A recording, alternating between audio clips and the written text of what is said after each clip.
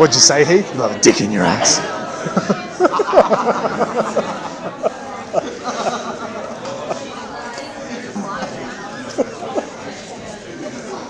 Oh, man.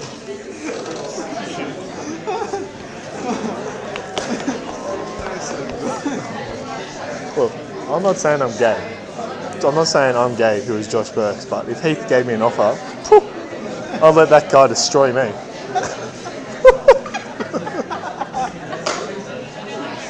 I would. It's right at the start. So.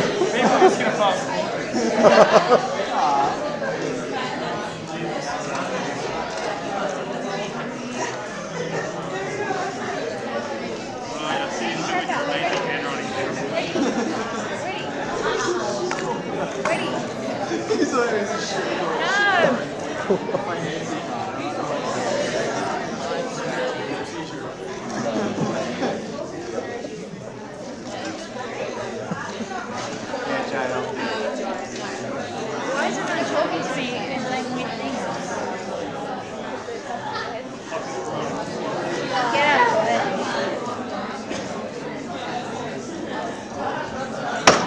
You're all evil. Evil. Stop. Essa. Essa.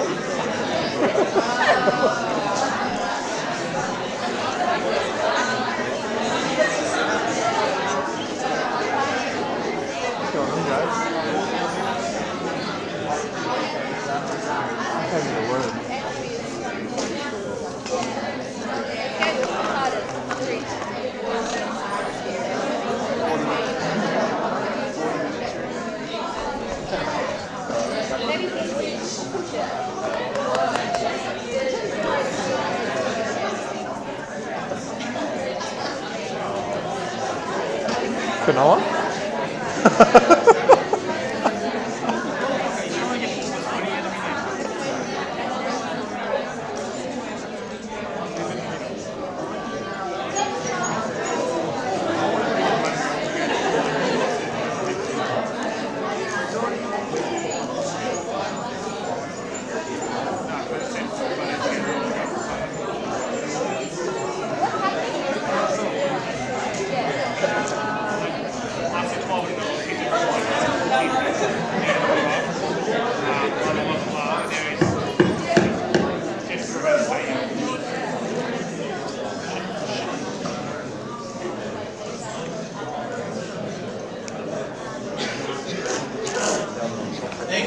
If I love it, you guys.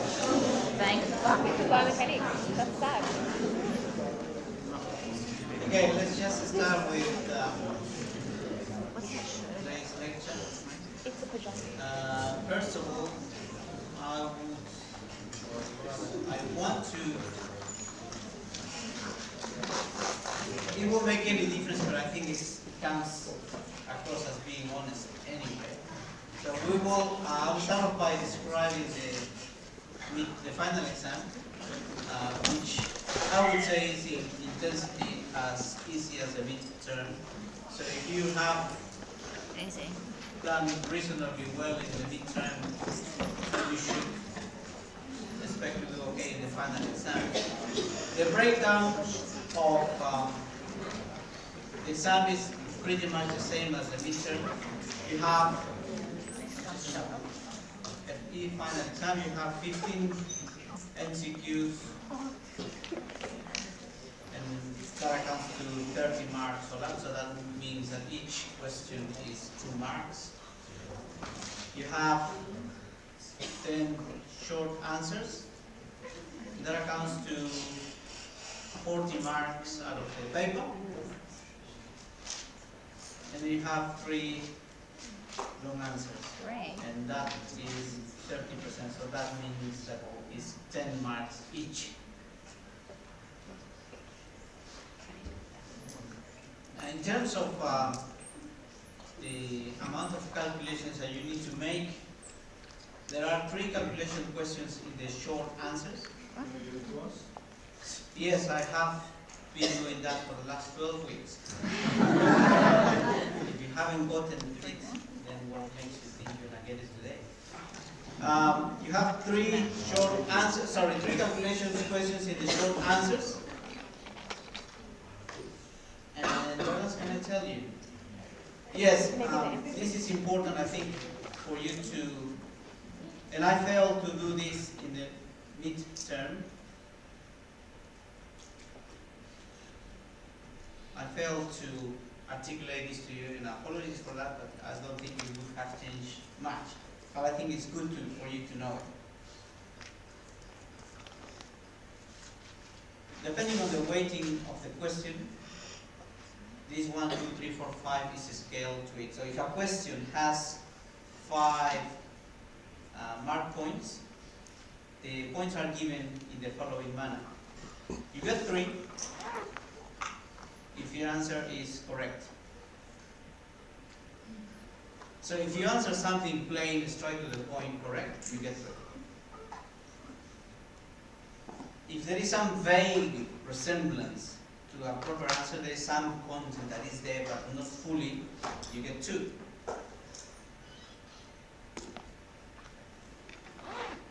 You get 1 if there is remote connection to the question. If you just say a strain or something that links to the question. And obviously if you get 0 if there is no evidence that you understand what the question is or what the answer is. Again, if there is no evidence for you to know or to show that you understood the question or that you know what the question is all about, you get 0. If there is some remote connection to the proper answers, you get 1. If that connection is a bit stronger but still vague, you get 2. If the answer is just correct, plain, I should say here, you get 3. You get 4 if there is correct. On top of that is good. That is, you have a really good writing, really good articulation of the question. And you get 5 if the answer is excellent. So that it shows that you have gone the extra mile and you have answered it perfectly well, plus some input from you. So don't assume that because you answer something just right, you are entitled to get a 5. You will get 3. I just want this to be made clear because some students on the light of the exam results were asking, I have answered this right, why don't I have 100%? And the reason is this, and I'm saying, last time I failed to make that point, and I'm making it now, so I hope you guys understand how the marking goes. Yes? Why there aren't more multiple choice questions? Sorry? Why there aren't more multiple choice questions instead of like 15 marks to 15 questions, 2 marks each? Yes, that's 30. Why? Why? The final exam and the midterm exam has been written elsewhere. I just use it. If it was up to me, we wouldn't have that many questions. I probably would ask you 4 questions. 1 easy, 1 okay, 1 hard, and 1 pretty tough. And probably more of it will fail. But that's not just to be clear. So I hope this gives you a clear expectation of how you go in the exam after you write it. And I hope this gives you some idea of how much study you need to do. To give you an example, just to give you a simple example, that's something that comes to mind quite easily. In your midterm exam, you were asked to define stress and strain. If you just say stress is the result of a force or a load applied to an object, and the strain is the resultant effect of the object, that is just alright. The answer is there, it's not elaborating much. But if you say, oh, the stress is the load applied to an object as a function of its cross-sectional area, that's something more.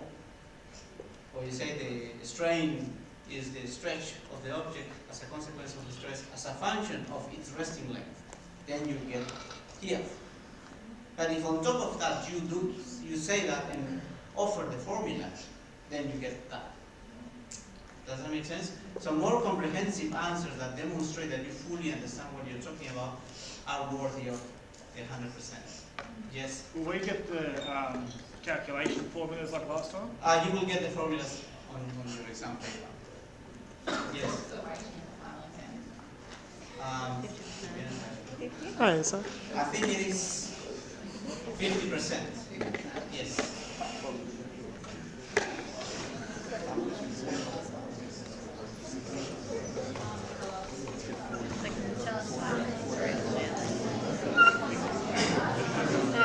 Okay, in terms of what you need to do to make sure that you guys are okay with this, contrary to what has been done in make basis, I will not be running any study session because I know in my heart that I have covered absolutely everything that will be on the exam during the lectures or during the tutorials. With that, what I am saying to you is that for those of you who have been diligent enough to attend all your tutorials, to have written down the content in the tutorials, to have come to your lectures and have written down the notes, you should be fine. If you haven't done that, then you need to put more into it and make sure that you catch up and cover everything that has been done in tutorials and in the lectures.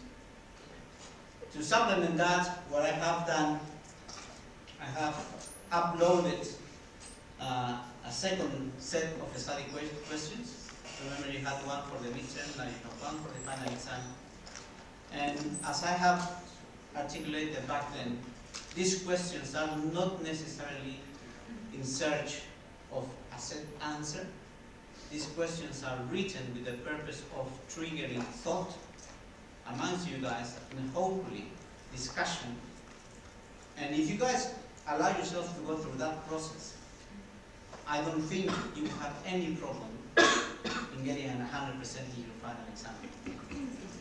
But if you don't do that, then you will struggle. And on this, and before we get into the content of the lecture, I would just like to take the chance of making this comment to you, and I hope you guys take it for what it is. You all know, and you all knew that the due date for the assignment was on week 8. And I said to you back then that I wasn't going to police when you submit it, and that you guys were not going to be penalized for it. Some of you took it, okay, week 12. This week some students are asking me if they can submit the assignment during the exam period. So we are going from week 8 to week 15, 16. Then I ask myself, obviously, if you are asking that question, you had no chance of submitting that on week 8. There is this allowance, yet you are pushing it more. And the question would come to you and to me is why? Why would someone who like to carry assessments well beyond the due date unless there is a good reason? And the good reason is that you haven't done it. And as I've noticed by the type of questions I get, some of you have started doing it last week. So then reflection to me is, you could have spent the 2 weeks you're spending doing it a while ago. You just have shifted it. You haven't had more time to do it. You just pushed it to the end. And I really want to mention this to you, not as a critique to you, but something for you to consider. Is it right for you to actually not manage your time well, to have easy times when you could not have them, and make things harder for yourself, and cramming in all at one point in time, where you could not have done that quite easily? A better time management would have fixed that. And I fear that some of you might not study just until the week before the final exam. What reason would I have to think that that is not going to be the case if, on the basis of the submission of the research project, a good chunk of you is doing precisely that, waiting until the last minute to try to do something when you had pretty much 6 weeks to do it. So please consider if that is one of you, and think of the fact that maybe you could have done it better. And at the end of the day, this is for you. What is your self-regulation? And I think you should think about it. Personally, I just take it as it is. Probably, if I was in your place, I might be doing the same. I don't know. I'm not critiquing you for that, but I'm just asking you to think about that and come to your own conclusions and find how best you can do what you are doing. This is, by the end of this semester, is your halfway into your degree. Yeah? When you came to uni, you came one way. Look at how much you have matured and changed from then until now. Double that is how you're going to exit ACU. Perhaps perhaps some of you will not mature at all. I don't know. I would like you guys to consider that as something to think about. Okay?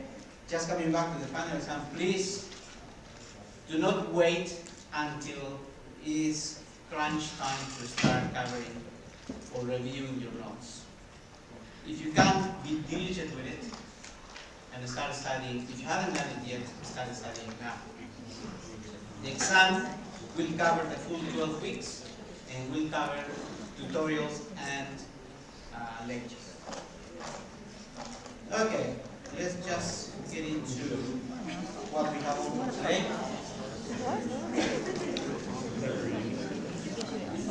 Hey, Essa? I'm matured. Hey, Essa?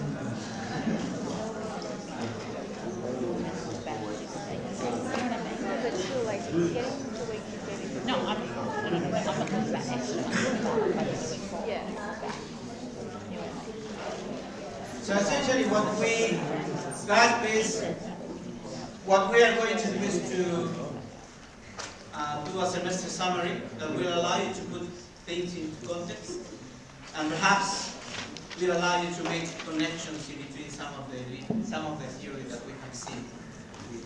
I should warn you that you should not take this lecture as an indication of the final exam, because it is not. It's not my intention to spoon feed you. If it happens to be, but that's not the purpose of this lecture. So don't be misled by it. Okay, last week, the weeks before, the last 2 weeks we did talk about gait, and then we also talked about injury. So that's probably the last two major contents we have added to your theory. In gait,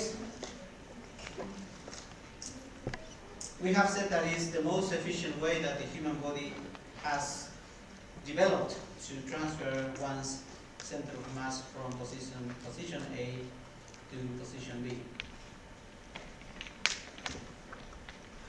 We have also mentioned that the center of mass will not go in a straight line but will oscillate, having its highest position of the center of mass at mid-stance.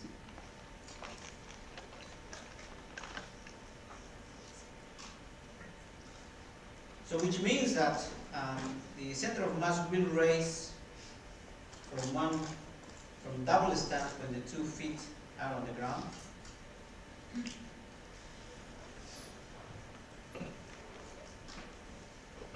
to the mid stance. It will raise, and that center of mass will also drop to the next double stance. So as you can see, the center of mass will keep oscillating in that fashion. When the center of mass gains height, it is really gaining potential energy because its height is being increased. So the potential energy at that point is maximum, from which it falls into the next step, and then it goes up back again. What happened with the velocity, the horizontal velocity of the center of mass at this point, that velocity is minimum. Which means that at this point in time when the potential energy is maximum, the kinetic energy is minimum. Raoul? Yes? Would it be correct to just say 0 instead of minimum? No, I wouldn't say that. I wouldn't say that. I would not dare to say. There's a good reason for it, but I don't want to start another debate. No. Just keep it at minimum, and if it is 0, then it's minimum still.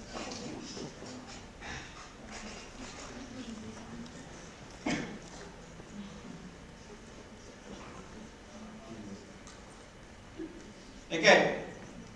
When the potential energy, when the center of mass drops to the lowest position, that is during the double stance period, obviously the potential energy is minimum, and at that point in time the horizontal kinetic energy is maximum, as the velocity of the center of mass is the highest. So from this simple thing, we can see that the potential energy is converted into kinetic energy, and this kinetic energy will be converted into potential energy as a person raises its center of mass to the next step.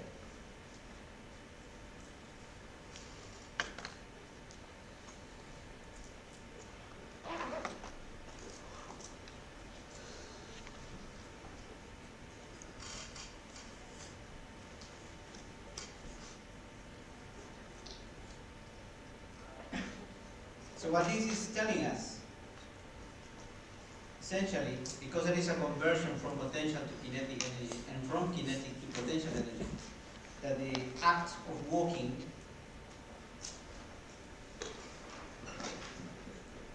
is conservative from the energy point of view.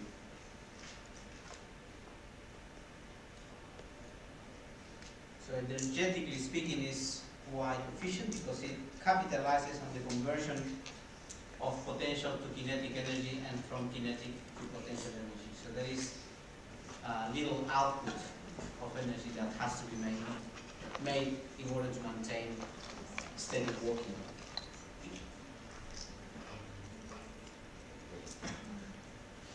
As a matter of information, the average velocity of walking is about 1.5 to 1.6 meters per second. And at that speed, walking is highly efficient. But when the need to move increases, when you need to move quicker, there is a point, there is a threshold in which we switch from walking to running. Because at that point, when that switch is made, running is more efficient than walking.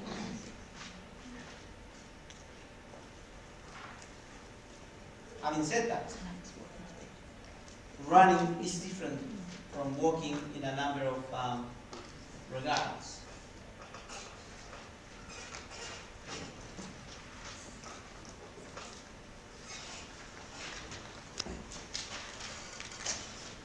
For starters, running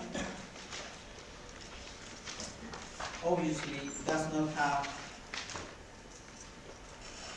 a double stance. You cannot run if you have your 2 feet on the ground at the same time.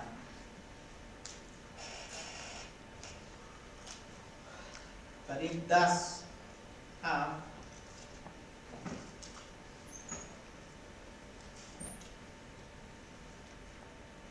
a double floating. That is when the 2 feet are airborne. That is during the imaging steps.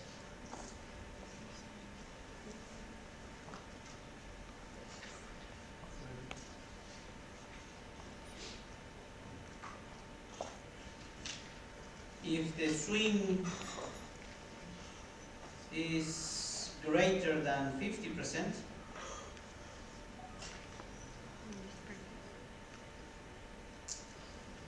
then you can consider technically the person is running.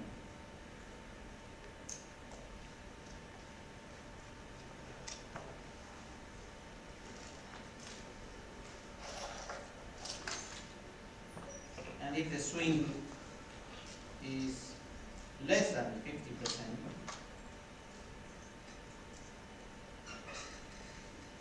then you can consider the person is walking. So this is a simple threshold for the percentage of time that is spent in swing. Hey Raul, what's Yeah. double floating mean again? When you have the 2 feet off the ground.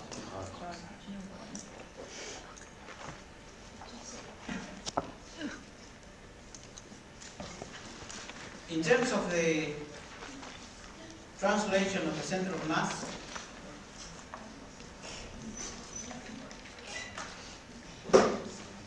contrary to walking, the highest position of the center of mass is during double floating.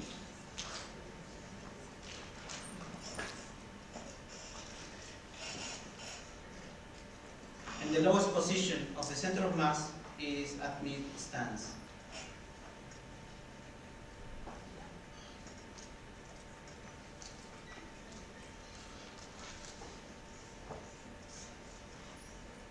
So the maximum potential energy of the center of mass is during double floating. But also, the horizontal velocity of the center of mass is maximum at that point in time, which means that kinetic energy is also maximum at the same time.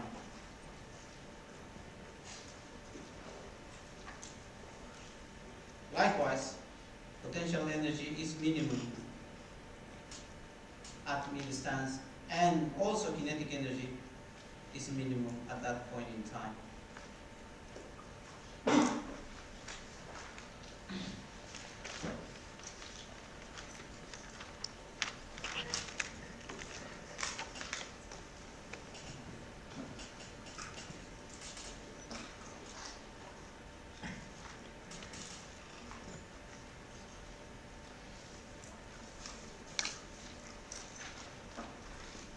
Which means that there is no conversion of kinetic energy into potential energy, nor there is between potential energy into kinetic energy.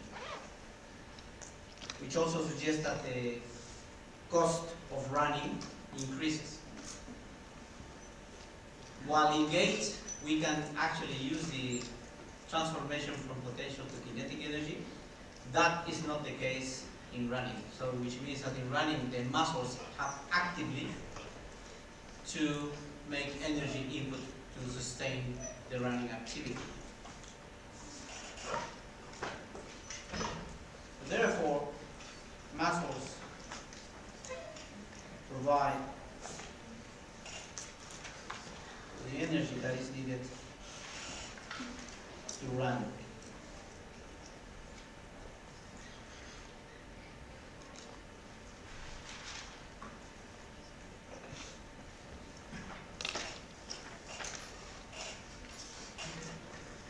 At low speeds,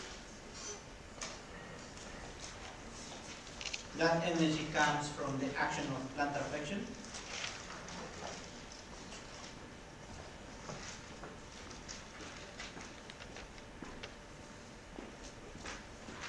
So which are plantar flexors? Plantar flexors? That's strong. So nice. Yeah. So just need to think about all plantar flexor muscles actually Yeah. were quite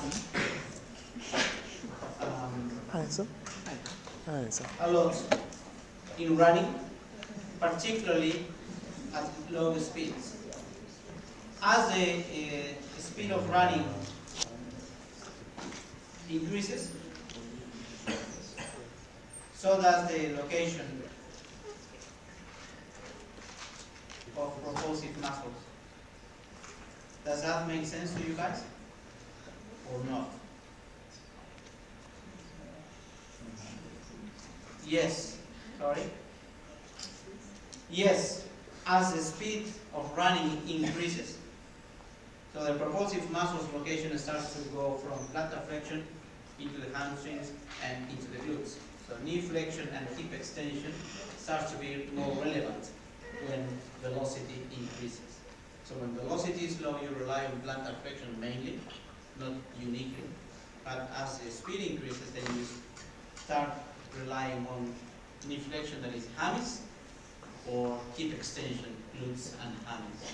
And that is no wonder why sprinters actually have well-developed gluteus maximus, because at that type of speeds, you really rely on them to give you propulsive force. But for normal running, triceps, surae, or gastrocs can actually do the job.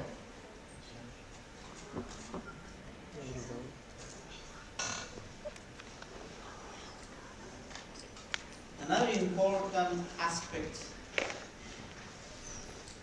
in running is that the tissue,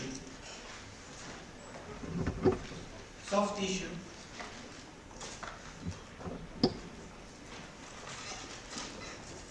starts to be subject to increased loading. That is simply because of the fact that when you run, you land on the ground and you carry with you an increased ground reaction force on heel strike.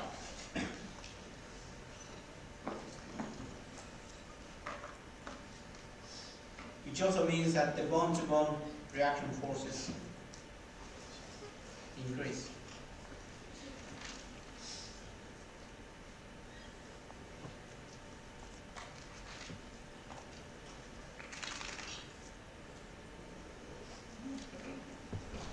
And when the running is obviously repetitive, you run the risk of stress fractures to various sides of the lower limbs.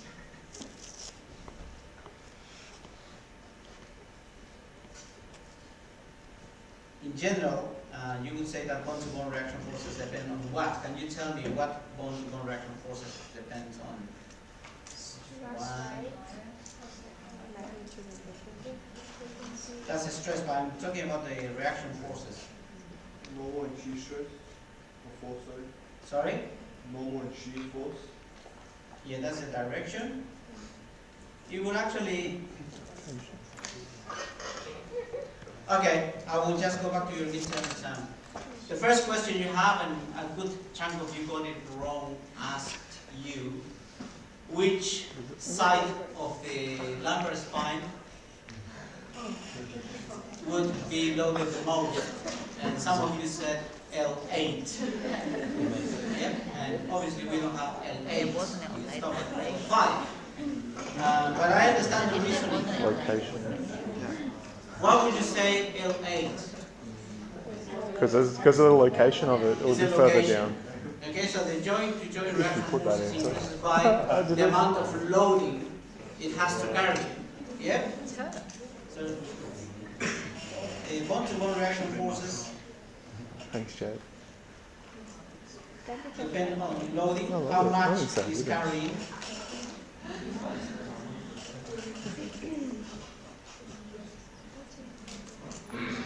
What else? Muscle action. Your muscle action, simply because if the muscles that are keeping these two joints together get active, the bone-to-bone will get closer to each other, and that increases the reaction forces between them. Someone said position, I would just say, more broadly speaking, posture.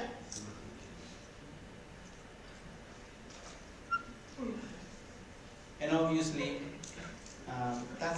that loading comes from weight, and we have loading, which in this case would be external loading. So that would increase the bond-to-bond reaction force.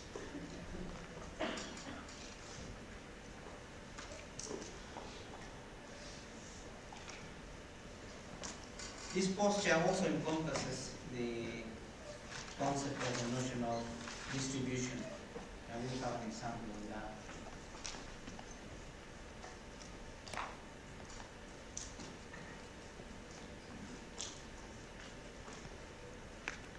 So if we go back to your first question on your neck basis.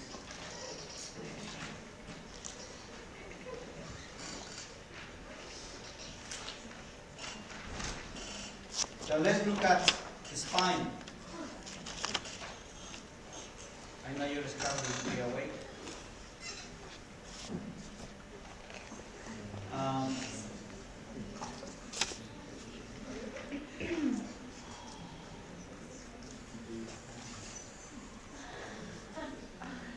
Would you think that I have, or that you writing as subjecting your spine to increased loading by the act of writing compared to just sitting?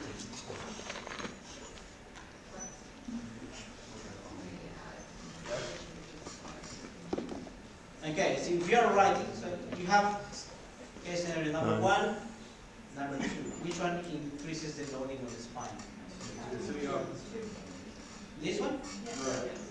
Why? I'm not disputing it. Just Depends on if you're using your hand as like a brake.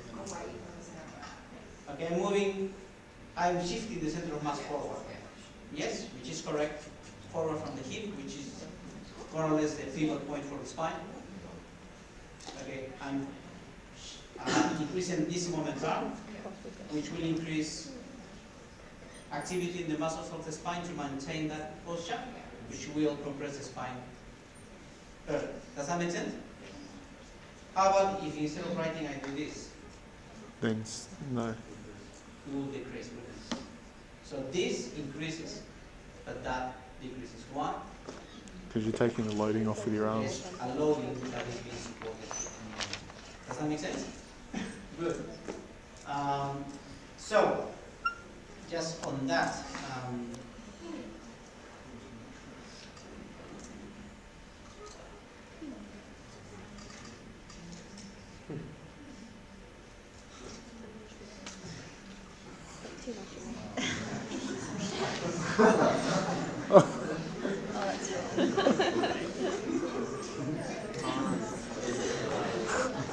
Explain it to me. I don't get it.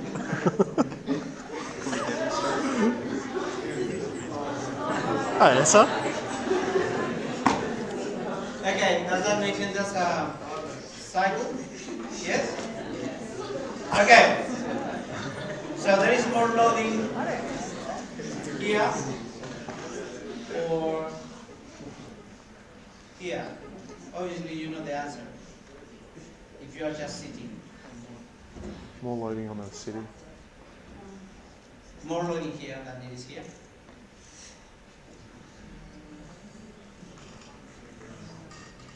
Well, on the spine, on the right would be more, wouldn't it? Because you're bracing yourself on the bite. So you have less here, more here. Yes. You have the handles that are keeping your weight, so you're essentially resting. Is anyone? What I mean? No. Can you answer me that second question? You're resting, but you've increased the moment arm. Yes. When you're on your back, and you're resting, yeah? When you're doing that, you're not backing your Okay. But you're taking load off your spine when you're like this. You have Yeah, but you're taking away from the moment arm because you're putting your loading onto a surface that's taking the loading away. one, the two arms. 1, 2, Points 3. of contact. Am I making sense? 3 points of contact. What I mean? No, but just look at the upper body. Is it because of the points of contact? So the more you have the... The more points of contact you have, the less Yeah. loading there is on each. Therefore, the less loading. Yes? I know something Heath doesn't. Okay, so if this person sits, the load Shut up, Heath. increases. Yeah, asshole. And if this Oh, person yeah. stands up, standing up, the load will increase more. And if the person starts to walk, the load will increase more because there is contact reaction force from the ground. And if the person starts to run, the load will increase. And if the person starts to sprint, that load will increase even more. And if the person starts to landing, the loading on the spine increases. Does that make sense? So you have from sitting, say in this case cycling, sitting, and from here, standing, walking, running, sprinting, landing. If you do weights, obviously the load increases significantly. What I'm trying to show you is some logic to understand how loading on the spine can increase and how loading on the spine can decrease and control.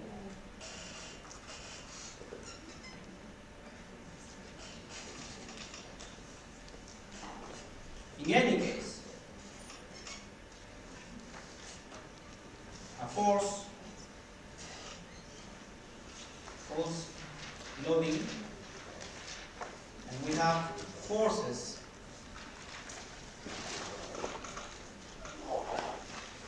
as being the cause of movement.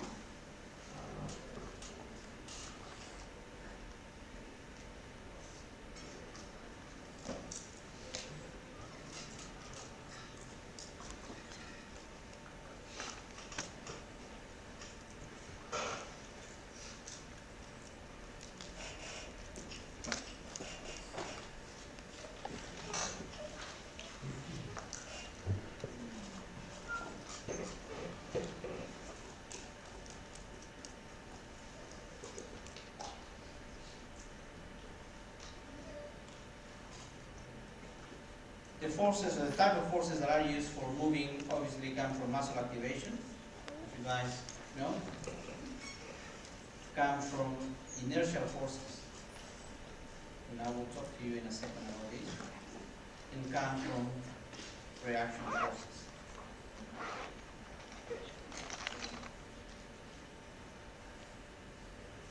As we have, I think I've mentioned this before, we actually use these three forces in order to perform any motor task.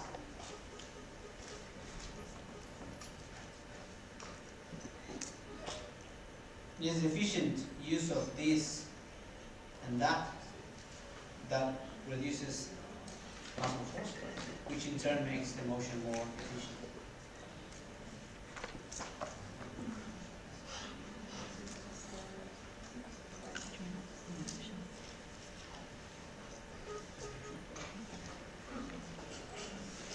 Okay, moving on. I'll never forget that.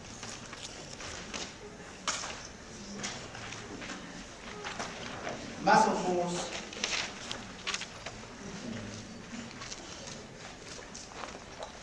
is used to move, but also to provide stability.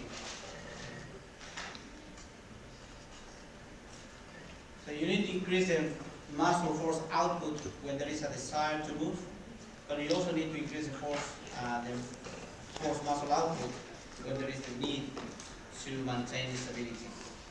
And when we talk about the stability, we are talking about joint stability. And typically, muscles that actually work here are fired up before the muscles that actually move. So the sequence of muscle action, and this is something we more or less talked about last week,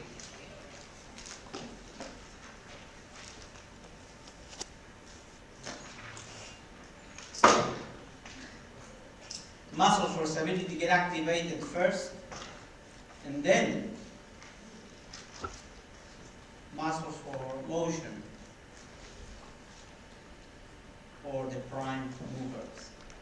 So pretty simply, the stabilizers need to be activated first and then the movers. Otherwise, you can't really do what you do. For whatever action you do, you always engage these guys here.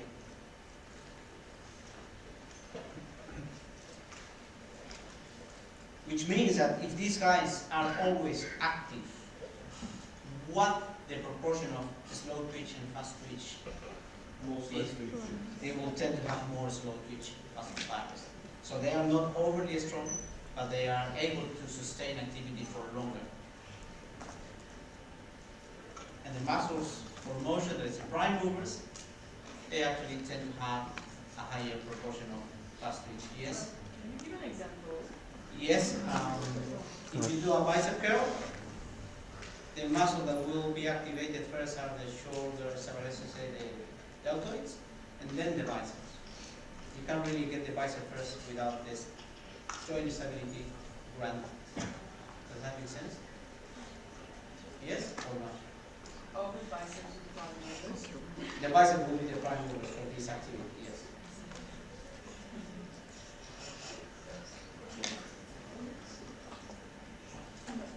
I would take this one step further, and obviously we don't have that here. If you were to do a bicep curl, which muscles will be activated before these guys? Triceps. Before them.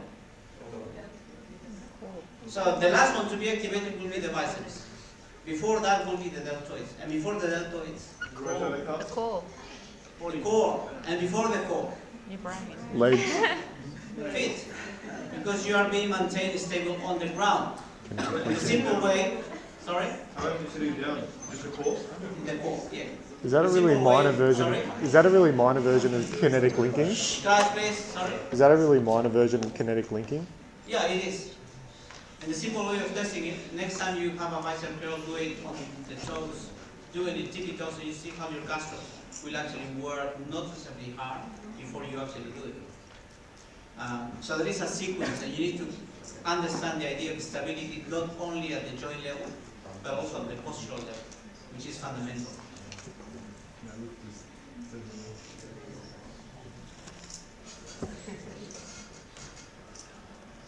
Okay, obviously the local stability at the joint level of the muscle is assisted by the ligaments and by the shape of the bones at that joint.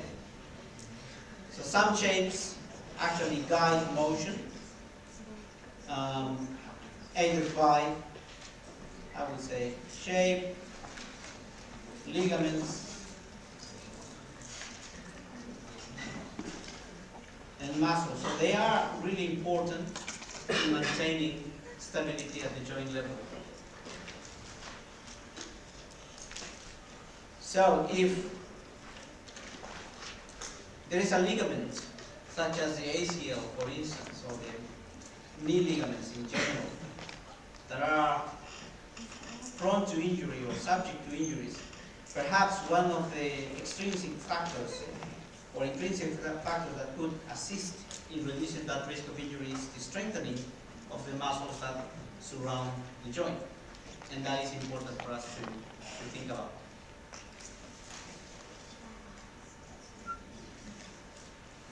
Can you tell me, out of your knowledge, which joint is the most stable in the human body?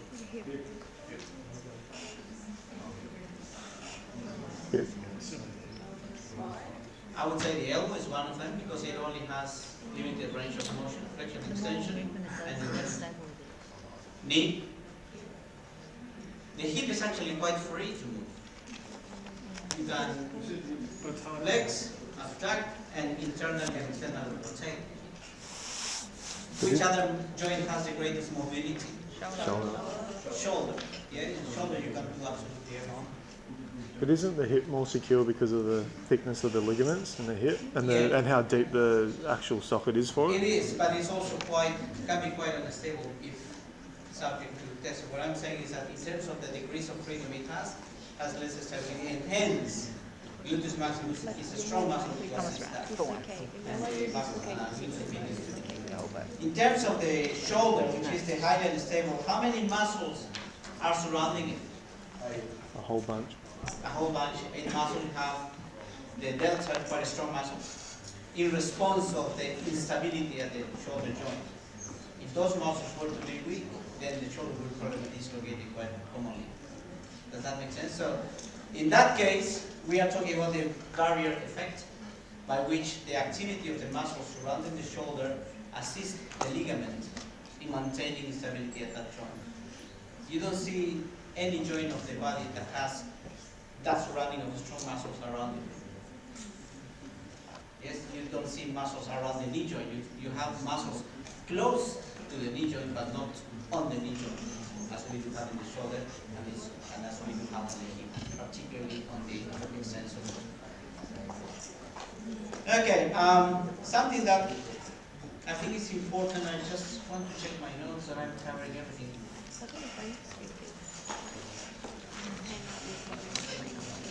Okay, this is. Yeah, you mentioned something of sequencing of movement, and we were talking about that in a way. You have, guys, please, if you remain a bit quieter, would help us. We were talking about muscle for stability.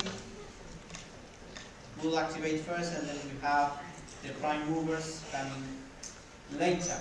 That intrinsically gives us the notion of the patterning or the sequential patterning of human movement and muscle activation. We seldomly move all at once. We have sequences of movement.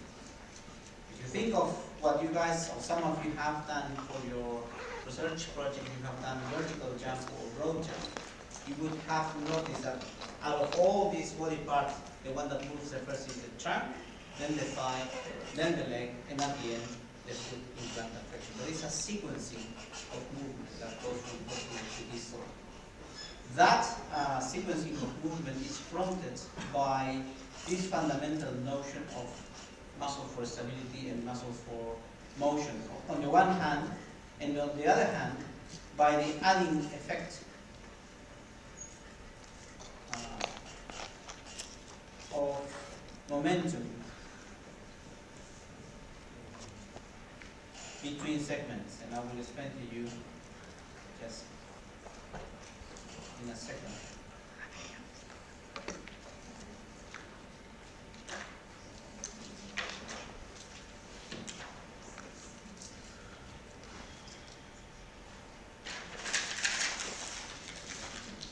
I think we have done this example before. I'll just do it again just in case it's needed. If I throw this, you can tell me how crap of a thrower I am doing that. If I'm going for long distance, if I'm throwing for long distance, if you wouldn't see a baseball player doing like that, yes, you probably will see the baseball player doing something more sexy like that. Why would that be? Simply because when you have this simple action, you are not transferring momentum between segments. But when you have this action, you have, first of all, the whole body moving first, generating lots of momentum. And that is transferred to the rotation of the trunk, the arm, and at the end, the more distal segment. There is a sequencing of movement from larger to smaller that adds momentum to the ball that is being released. So that is what we call the summation of momentum principle, by which momentum is added between segments from proximal or from largest to distal or to the smallest. And that is fundamental in all whipping-like actions. And the human body is structured such that it allows that to happen.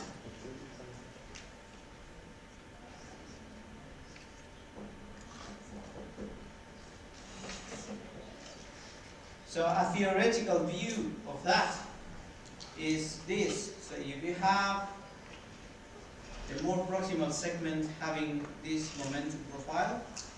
Ideally, the next one in line, so the next smaller, will start to pick up when the first segment has reached its maximum value. Then it starts to pick up and goes like that. And when that segment reaches its maximum value, momentum or velocity, then comes the next one in sequence, such that the momentum at the end point, it is maximized.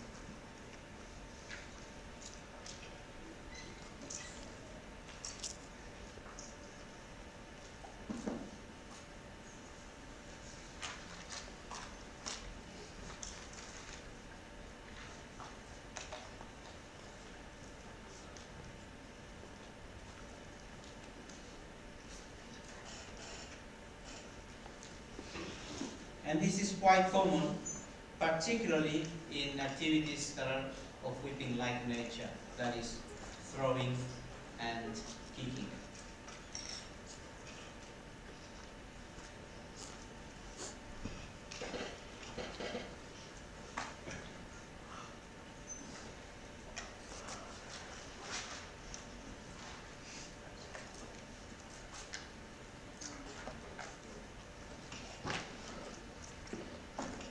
Okay. One discussion that we had that can be linked back to this, I remember in one of the tubes, I did ask you to identify a good kicking technique based on angular velocity data. The plot that I suggested was this.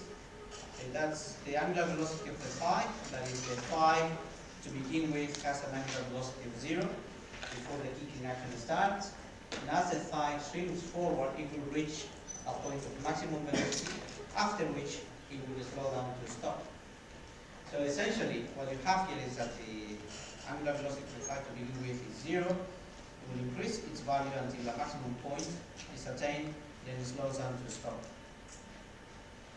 But because the phi is followed in motion by the extension of the leg into the kicking action, I did ask you to judge, based on these angular velocity profiles, which of these kicks was good and which of these were crap. So we said, okay, this is kick number 1 and this is kick number 2.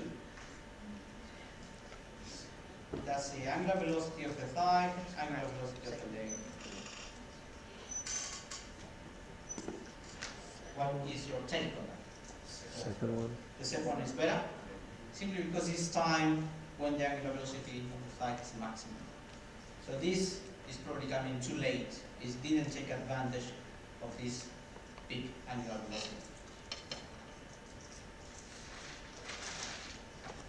And that is what typically you will find in a good performer, and this is probably what a bad performer will look like.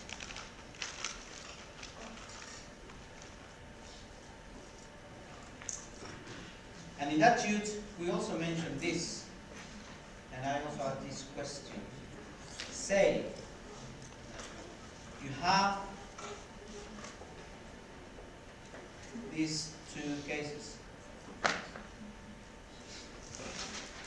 I'm just going to focus on the angular velocity of the leg only, and say this is 1.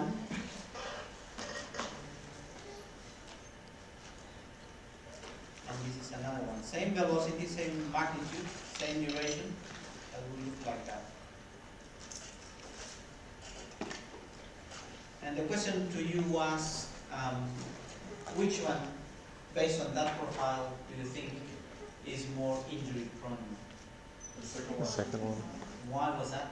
Because you sort of fast, stops. Because the deceleration is slow, it's faster.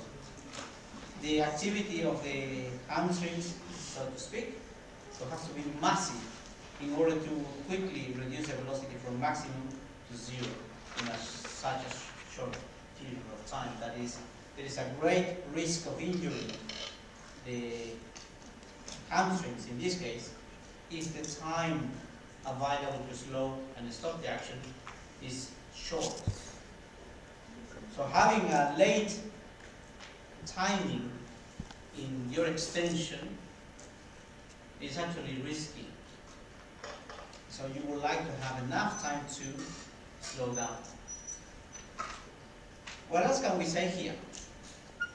Just staying on this. Because during the kicking action, when we are approaching to this point, we are probably somewhere here. Yeah? What's happening there? Extension. I'm getting tired. What's happening there? Extension. Yeah, you have extension of the knee, you have flexion of the hip. What happened to the hamstrings?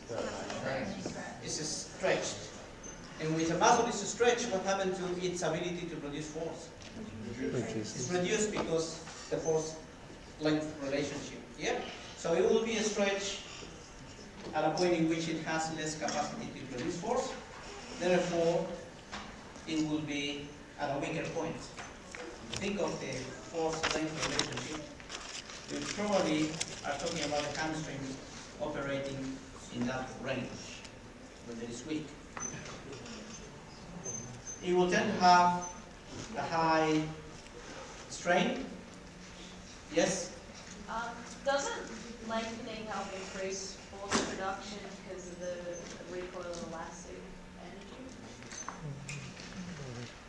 You know, like small stretch short and side. Yeah. That is What's true lengthening? if the hamstring objective was to flex afterwards. Okay. Yeah. Doesn't it change with closed and open circuit? Pardon me? Like, doesn't it change with open and closed It does as change. well? So the open with closed would be more effective lengthening than if it's open because it's stretching without a force to come back on. Yeah, that is it. Okay, guys, please try to remain excited. Woo. I know it's Hey, hard. Esa. Okay, something else. What can you tell me about the strain rate of the hamstrings in this situation?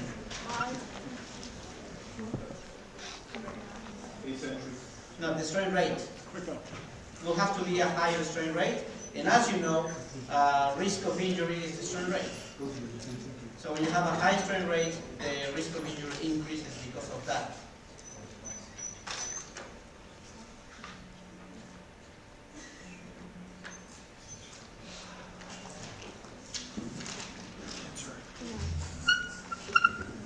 That's a pretty loud vibrating phone.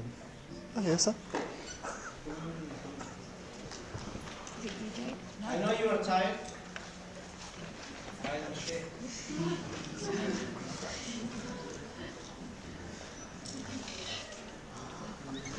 Okay, take a little break and we'll continue.